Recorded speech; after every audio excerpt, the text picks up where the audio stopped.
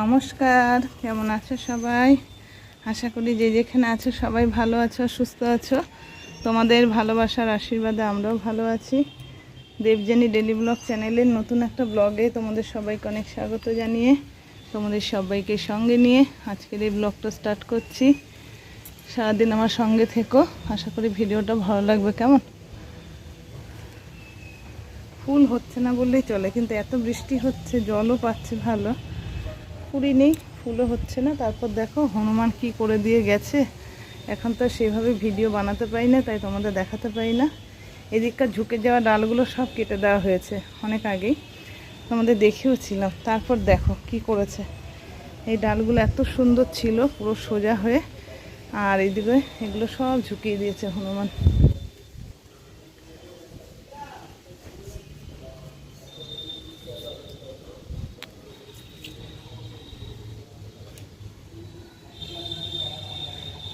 এদিকের গাছে আর কোনো জবা নেই, একটাই জবা ফুটেছে, আর 3-4টে সাদা, একটা করবি। দেখো টাইম ফুল কি ভালো লাগছে, দেখো দুটো এক জায়গায় হয়েছে, দারুণ লাগছে দেখতে।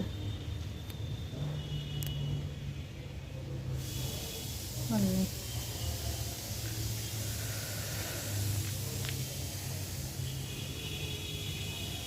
ফুল আর নেই। এদিকে এই গাছের ফুল কুড়ি নেই, ফুলও ফোটেনি। কমলা লেবুর অবস্থা দেখো, দেখেছো কি হবে জানি না। যাই হোক চলো, এদিকে বিলেতি ধনে পাতা গাছের টবে সব জল জমে যাচ্ছে, তাই হয়ে আছে। এত বৃষ্টি হচ্ছে না, খুব রোদ। আজকে বৃহস্পতিবার, তা ঘরের কাজ সেরে সকাল সকাল স্নান করে নিয়েছি। এখন যাব ঠাকুর ঘরে পুজো করব, জপান্নিক হয়ে গেছে। তা ফুলটা তো তুলে নিলাম, তোমাদের দেখালাম। এবার চলো ঠাকুর ঘরে যাই, গিয়ে আগে পুজোটা করি। পিছনে এদিকে ঝোল ভাত, একটু পটল ভাজা আলু ভাজা করছে। দিক পড়তে গেছিলো, পড়ে এলো, এখন চান টান করে স্কুল যাবে খেয়ে। আর আমি দিকে পুজোটা সেরে আসি, পুজোটা করে এসে, যেহেতু আজকে নিরামিষ, অত ঝামেলা নেই, তারপরে এসে রান্নাটা করবো। তাহলে চলো সারাদিন সঙ্গে থেকো। কেমন? পুজো হয়ে গেছে, কমপ্লিট। এই যে রাতের বৃহস্পতিবার ঘট বসানো হবে, আলপনা করে এদিকে ঘটের সব রেডি করে রেখেছি, রাতে আবার পুজো হবে। পুজো করে চলে এসেছি, এসে খাওয়া হয়ে গেল। আমি আর পিছনে বাকি ছিলাম, দুজনা খেয়ে নিয়েছি। আর এদিকে দেখো এখন রান্নাঘরে ঢুকে গেছি। এই সোয়াবিনটা নিয়ে নিয়েছি, সোয়াবিনটা ভেজাবো, কিশমিশটা ভিজিয়ে রাখবো, আর এটা একটু গোবিন্দভোগ চাল, এটাও ভেজাবো। চলো আগে ভালো করে ধুয়ে ভিজিয়ে নিই। কেমন? এই দেখো সব ধুয়ে ভালো করে ভিজিয়ে রাখলাম সোয়াবিন, কিশমিশ আর চালটা। তা এটা দিয়ে একটা রেসিপি করব, কি রেসিপি করব সেটা তোমরা সবটাই দেখতে পারবে। পুরো ভিডিওটা দেখো, স্কিপ না করে আমার সাথে থাকো। কেমন? তাহলে দেখতে পারবে। আজকে যেহেতু বৃহস্পতিবার, নিরামিষ, তাই নিরামিষ একটা রেসিপি এটা দিয়ে করব। আর একটু পটলের তরকারি করব। তা পটলটা এখনো কাটা হয়নি, চলো পটলটা কেটে নিই, ততক্ষণ এইগুলো একটু ভিজুক। কেমন? এদিকে পটল কেটে রান্নাও বসিয়ে দিয়েছি। একটা 5 বেজে গেছে, অনেকটা বেলা হয়ে গেছে আজকে। পটলগুলো কাটতে ধরে সময় লাগলো অনেকটা। তা পটলটা আজকে একটু অন্যরকমভাবে কেটেছি, পটলের জিরে দিয়ে ভাপা দেবো। তো এইভাবে পটল কেটে একদিন একটা রেসিপি বানাবো, সেটা তোমাদের সাথে যখন আমি শেয়ার করবো। কেমন? একটু আলু দেবো বলে একটু আলু কেটে ভেজে নিয়ে আসছি। আর এটার মশলাটা রেডি করা আছে, পটল ভাপা। আর এইদিকে এই চাল সয়াবিনের মশলাটা আমি এখন রেডি করে নেব। একটা বাটি নিয়েছি, এর মধ্যে নিয়ে নিই ধনের গুঁড়ো, দিয়ে দিই ছোটো চামচের 2 চামচ। আর এদিকে দেব জিরের গুঁড়ো,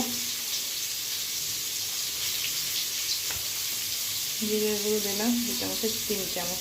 এবার নুন আর হলুদ দেবো, আর নুন দিয়ে দিলাম। নুনটা অল্পই দিলাম, পরে যদি লাগে একটু দেখে তারপর আবার দেবো। আর একটু হলুদ দিলাম। কাঁচা পাকা লঙ্কা নিয়েছি কটা, ধুয়ে একটু জল দিয়ে নিয়েছি। লঙ্কাটা একটু ভালো করে পেস্ট করে নিয়ে নেব। লঙ্কাটা পেস্ট করে দিয়ে দিলাম, একটু জল দিয়ে ভালো করে মশলাটা গুলে ভেজে রাখলাম আর কি। আর সয়াবিনটা আবার 2বার করে ধুয়ে ভালো করে একটু জল দিয়েছি, এবার জলটাকে চিপে নেব। তার আগে পটলটাও হয়ে গেল, আর পটলগুলো আমার ভাজা হয়ে গেছে, একটু তুলে নেব।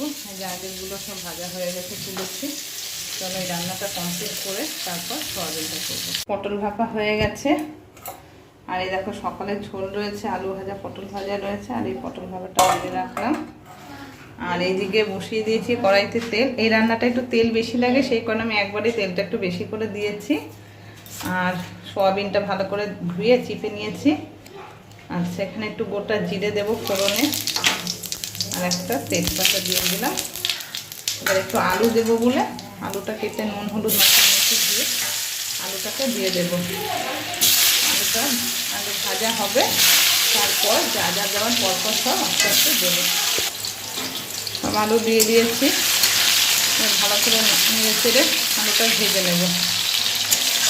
এটা অনেক পুরোনো দিনের রান্না, তা আগে আমাদের খুব হতো। এখন এই রান্নাতে মানে আজকে যে করছি অনেক দিন পর করছি, প্রায় 1-1.5 বছর 2 বছর হয়ে গেল রান্নাটা করিনি। তা আজকে আবার রান্নাটা করছি। তা চলো পুরো ভিডিওটা স্কিপ না করে দেখতে থাকো কেমন। আলুটা ভাজা হয়ে গেছে, এবার একটু গোটা এলাচ আর দারচিনি তেলের মধ্যে দিয়ে দিলাম। যে মশলাটা রেডি করে রেখেছি মশলাটা দিয়ে দেবো।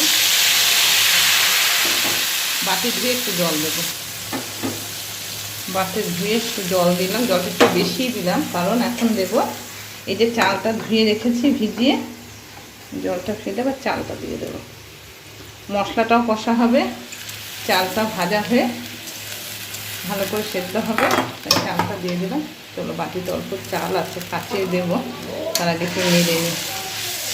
এবার একদম গ্যাসের আঁচটা কমিয়ে দিয়ে এবার আস্তে আস্তে এটা হবে।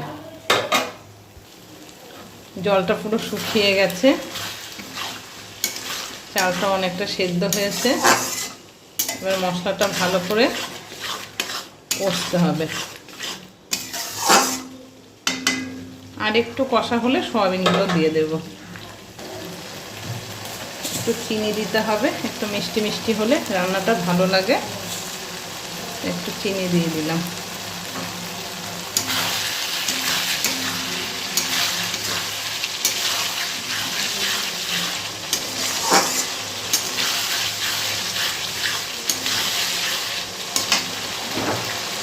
সয়াবিনটা দিয়ে দেবো, পুরো চিপে জলটা ধরিয়ে রেখেছি।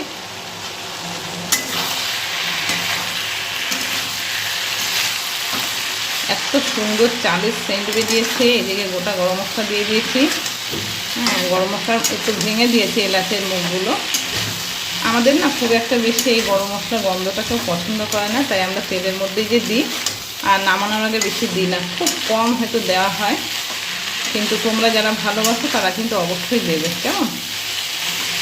আমাদের বাড়িতে এই গন্ধটা খুব একটা কেউ পছন্দ করে না। তেলের মধ্যে দিলে আলাদা একটা ফ্লেভার হয়, সেই কারণে তেলে দিয়ে রান্নাটা হয়। ভালো করে কষবো এখন।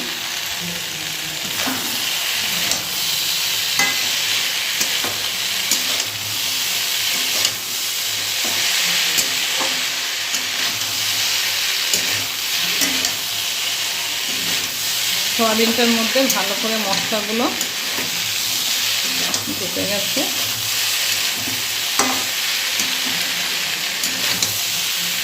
আর একবার একটু নাড়াচাড়া করে তারপর জল দেবো।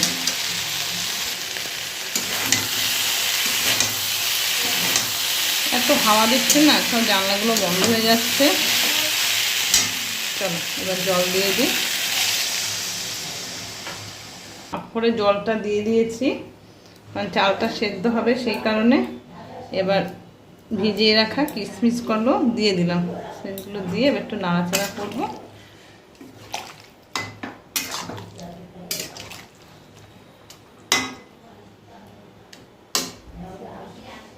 এবার ভালো করে সেদ্ধ হোক। দেখো ঝোলটা কেমন ফুটছে, দেখো চালগুলো প্রায় সেদ্ধ হয়েই গেছে, সেদ্ধ তো আর বাকি নেই চাল।